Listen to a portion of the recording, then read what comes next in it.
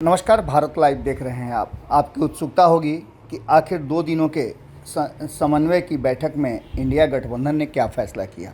हालांकि बहुत सारी बातें आ रही हैं कि जिसमें ये फैसले हुए हैं और इन फैसलों पर सारी बातें आकर के टिक गई हैं। लेकिन आपको बता दें कि जो 14 दलों में से 13 दल शामिल हुए थे, एक दल के नहीं शामिल होने और एक संयोजक के नहीं शामिल होने का कारण भी बताया गया कि ईडी की जो पूछताछ है उसके कारण टीएमसी के सदस्य नहीं आए।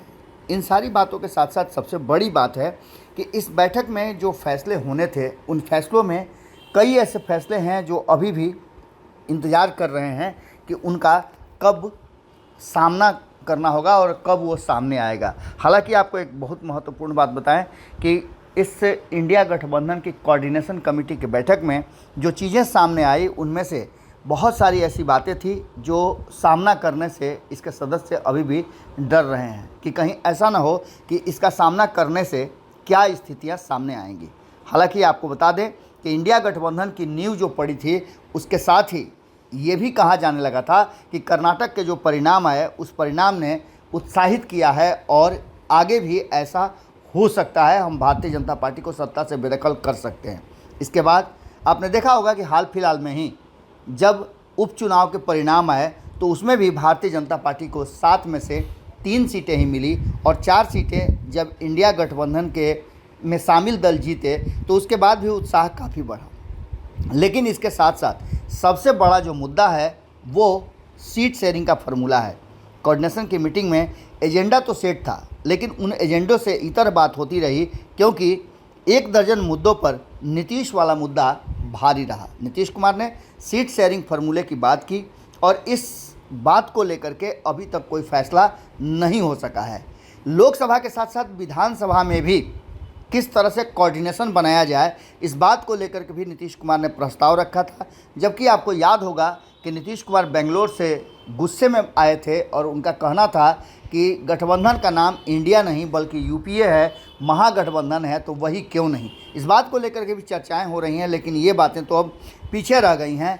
इन सारी बातों के साथ साथ कुल 1 दर्जन के लगभग एजेंडों पर बातचीत हुई, लेकिन इस बातचीत में जो मुख्य बात है वो नहीं हो पाई क्योंकि इस बैठक में कहा यह जा रहा था कि 1 महीना के अंदर में जो सीट शेयरिंग का फार्मूला तय कर लेना है उस पर कोई चर्चा नहीं हुई।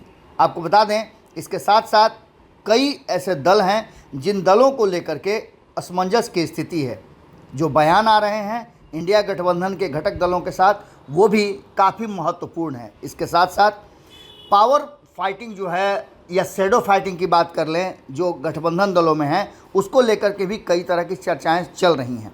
इन सारी बातों को लेकर जब आपके सामने हम ये कह रहे हैं कि इस गठबंधन की बैठक में कुल 1 दर्जन से ज़्यादा मुद्दे थे, लेकिन इन मुद्दों में से बहुत कम मुद्दों पर फैसला हुआ और सबसे महत्वपूर्ण बात जो सामने आई वो थी कि इन मुद्दों में आखिर क्या कुछ होने वाला है। इन मुद्दों की सबसे बड़ी खासियत ये रही कि इसमें जो फैसले हुए वो फैसले कहीं ना कहीं इस बात की तरफ इशारा कर रहे थे कि जो गठबंधन बना है इंडिया गठबंधन, उस गठबंधन में जितने भी दल शामिल हैं वो एक दूसरे के साथ सामंजस्य बिठाने की कोशिश करें और सामंजस्य के साथ साथ इस पूरे मामले को लेकर के अपनी बातें खुल करके रखें, लेकिन ऐसा संभव नहीं दिखाई दे रहा है। आपको बता दें कि सीट बंटवारे पर अक्टूबर तक फैसला होने की बात उमर अब्दुल्ला ने कह करके एक बात तो साफ कर दी। इसके साथ साथ जो सबसे बड़ी बात हुई कि इसमें पत्रकारों पर